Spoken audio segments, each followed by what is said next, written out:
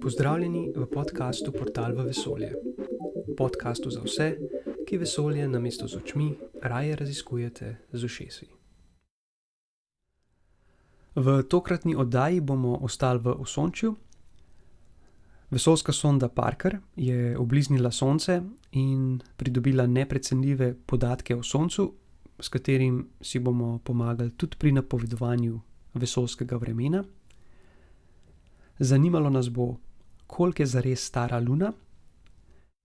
Pogledali si bomo pa tudi, kako je lansko leto šlo vesoljskemu sektorju in kaj lahko pričakujemo letos. Gremo.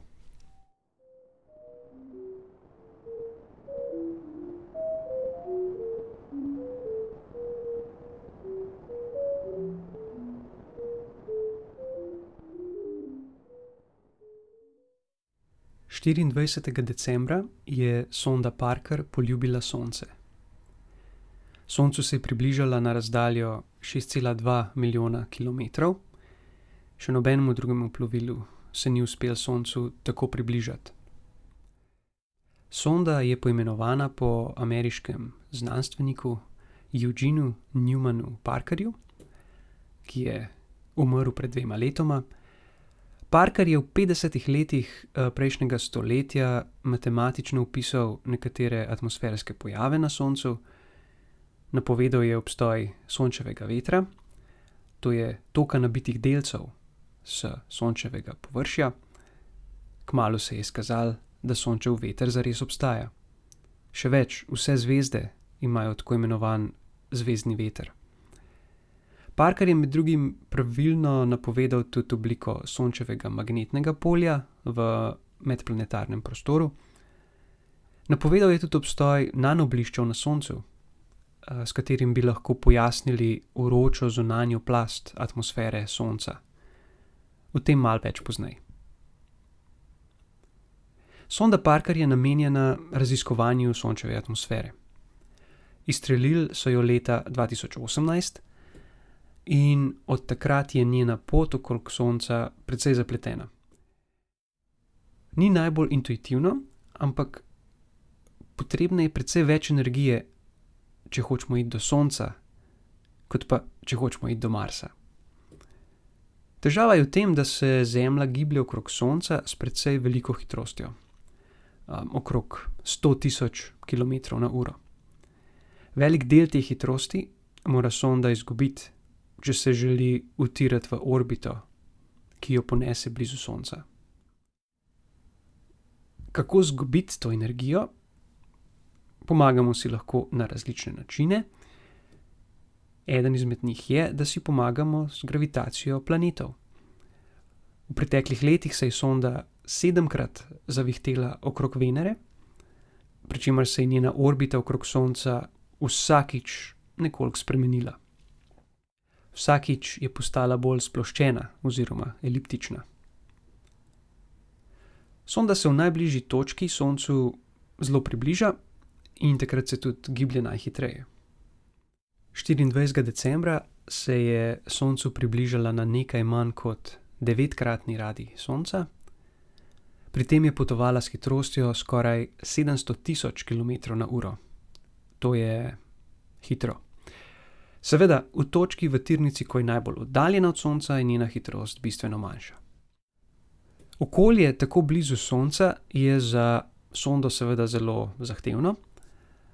Sonda ima na eni strani 11 cm debel ščit, ki je pri mimoletu Sonca obrnjen proti Soncu, tako da ščiti instrumente. Ščit je zgrajen podobno kot Oreo piškoti. 2 tanki zunanji plasti sta zgrajeni iz karbonske zlitine, vmes je pa posebna pena, ki deluje kot izolator. Del ščita, obrnjenega proti Soncu, se lahko segreje do 1300 stopinj Celzija, medtem ko instrumenti ostanejo pri sobni temperaturi. Torej, sobni temperaturi na Zemlji, da ne bo pomote. Zunanji del Sončeve atmosfere imenujemo korona. Že dalj časa se ve, da je korona bistveno bolj vroča od Sončevega površja, temperatura na površju je okrog 5500 stopinj Celzija, temperatura v koroni pa več milijonov stopinj.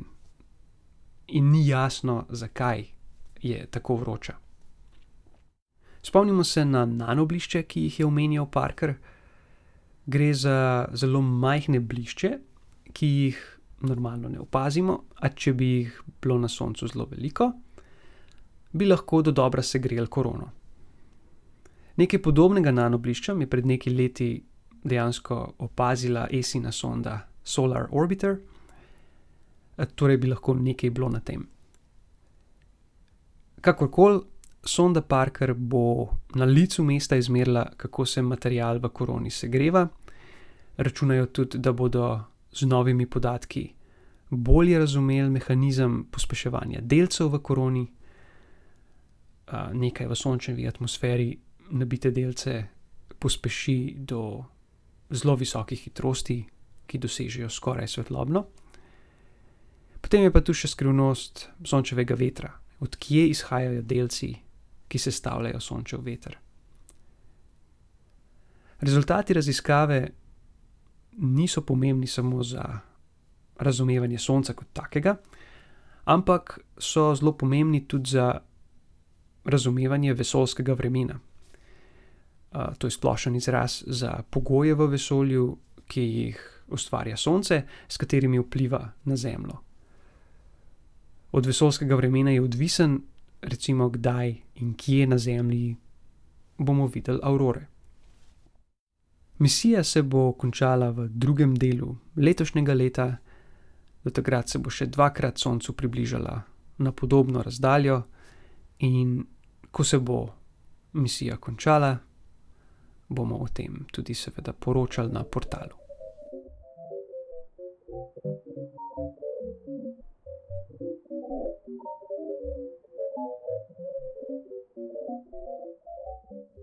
Upam si reči, da o Luni vemo več kot o kateremkoli drugem telesu v Osončju, z izjemo seveda Zemlje.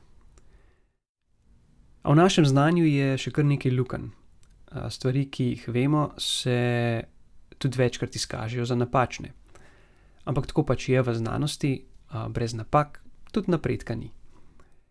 No, decembra je bil objavljen članek, v katerem avtorji trdijo, da je Luna v resnici starejša, kot smo mislili do sedaj. O starosti Lune lahko povemo precej.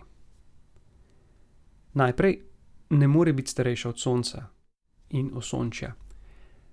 Starost Osončja se da precej natančno izmeriti s pomočjo meteoritov. Meteoriti so deli asteroidov, ki so padli na Zemljo. In asteroidi so nastali bolj ali manj istočasno kot Sonce. In so takrat bolj ali manj nespremenjeni. V asteroidih in meteoritih pravzaprav lahko najdemo celo delce, ki so nastali pred Osončjem, ampak o tem mogoče kdaj drugič. Ko najdemo meteorit, potem lahko izmerimo njegovo starost, s tem, da proučimo kamnine, ki ga sestavljajo, in na ta način so znanstveniki izmerili, da je Osončje staro okrog 4,6 milijarde let. Luna mora biti torej mlajša od 4,6 milijarde let. Ampak koliko mlajša? Biti mora tudi mlajša od Zemlje, če je seveda naša teorija o nastanku Lune pravilna. Zdaj, ta teorija pravi, da je Zemlja nekoč trčila s telesom velikosti Marsa. To telo so v literaturi krstili za Tejo.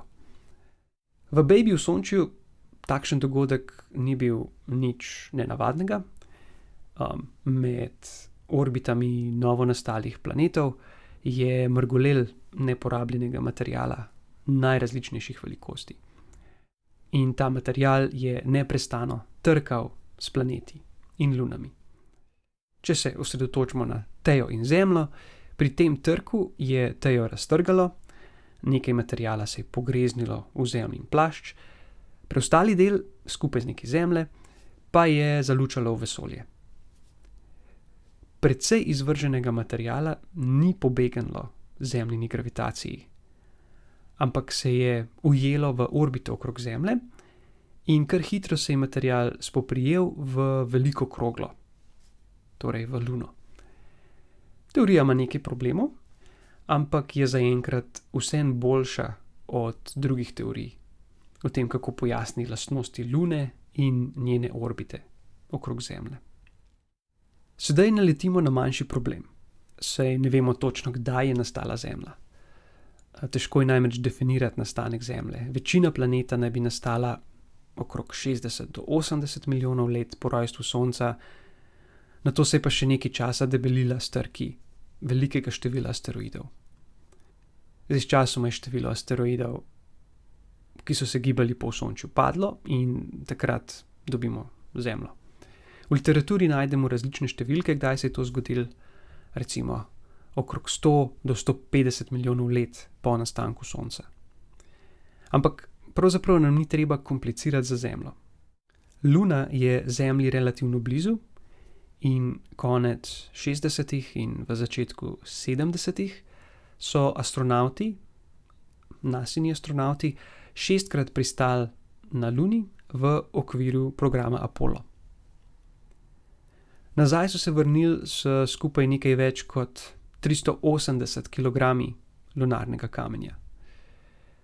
Znanstveniki so kamenje natančno proučili in ugotovili, da so najstarejše kamnine stare okrog 4,35 milijard let. Kamnine so bile nabrane v delih Lune, za katere se zdi, da so zares zelo geološko stare in zato so zaključili, da je Luna nastala takrat. S tem rezultatom pa vsi znanstveniki niso najbolj zadovoljni, ker več kot 200 milijonov let po nastanku Osončja je bilo Osončje že precej izpraznjeno. In v tistem času ni bilo več tako velikih asteroidov ali pa planetoidov, ki bi lahko trčili za Zemljo in ustvarili Luno. Verjetno za tak večji trk je res majhna. In zdaj tu pridemo do nove raziskave, ki je postregla z zanimivo idejo. Mogoče je Luna vseeno starejša, kot se zdi na prvi pogled. Avtorji razmišljajo, da bi lahko Luna nedolgo po nastanku imela precej kaotično orbito, Zemljina gravitacija bi Luno s plimskimi silami gnetla, v njej bi se zato sproščalo veliko toplote, ta toplota mora nekam iti in bi prišla na površje s pomočjo vulkanov. Na Luni bi se pojavilo ogromno vulkanov, nekaj podobnega, kot se danes dogaja na Jupiterovi luni Io. Pod takimi pogoji bi celotno površje Lune prekrila tekoča magma. Sčasoma je magma otrdela in dobili smo današnje površje. Ta magma je izbrisala sledove prvotnega površja, Luna je dobila, lahko bi rekli, obrazni lifting. In zato se danes zdi, da je mlajša, kot je v resnici.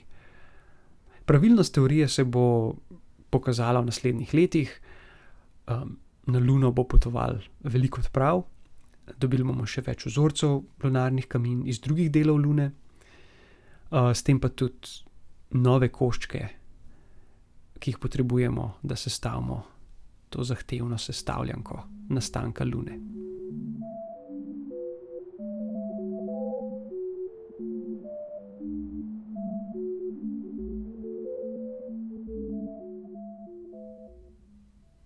Sledijo 3 kratke novice s področja vesoljske tehnologije. Slovenija je s 1. januarjem postala polnopravna članica Evropske vesoljske agencije. Pridruževanje je potekalo kar 17 let.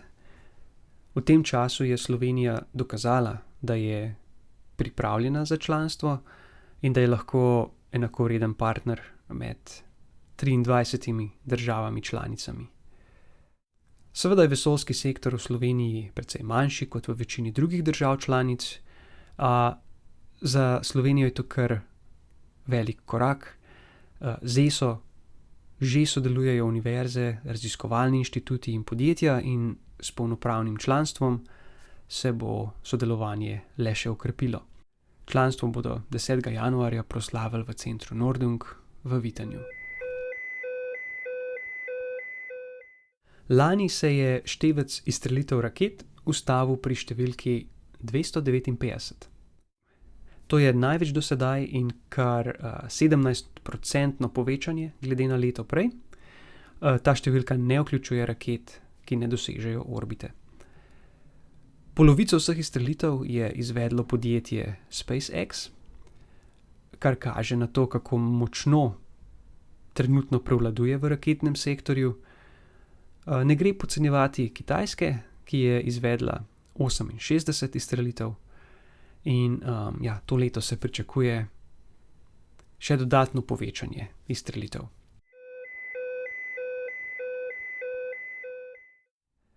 Tudi letos ne bo manjkalo zanimivih dogodkov, povezanih z vesoljsko tehnologijo. Največ drena bo na Luni. Januarja bodo proti Luni potovale 3 misije. To so Blue Ghost, Hakuto R Mission 2 in IM-2. Kasneje bi lahko sledile še druge misije, a zaenkrat njihove izstrelitve še visijo v zraku. Raketarski navdušenci seveda stavijo na SpaceX-ovega kolosa Starship. Letos podjetje računa na kar 25 testnih izstrelitev, kar bi mogli to raketo spraviti v dobro formo za resno uporabo. Kitajska naj bi šla letos iskat vzorec asteroida. Misija spominja na lanskoletni kitajski skok na Luno in nazaj. Med zanimivimi znanstvenimi eksperimenti bo še posebej zanimivo spremljati izstrelitev NASInega observatorija Sphere-X, s katerim bodo opazovali ogromno število galaksij v mladem vesolju. To je le majhen nabor zanimivih stvari v letošnjem letu, nedvomno nas bo še marsikaj presenetilo.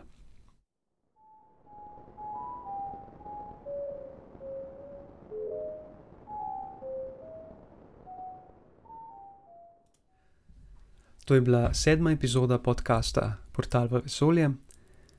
Hvala, ker ste si vzeli čas za poslušanje. In če vam je podcast všeč, vas prosim, da ga delite oziroma priporočite tistim, ki bi jih utegnil zanimati.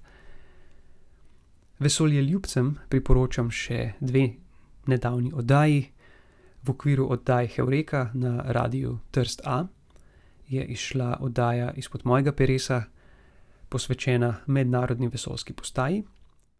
Boris Kam pa vas na radiu Ognjišče vabi k poslušanju oddaje Zanimivosti nočnega neba, kjer je bilo govora o radijski astronomiji v Sloveniji. Naslednjo epizodo pričakujte čez 2 tedna, do takrat pa vam želim čim več jasnih noči.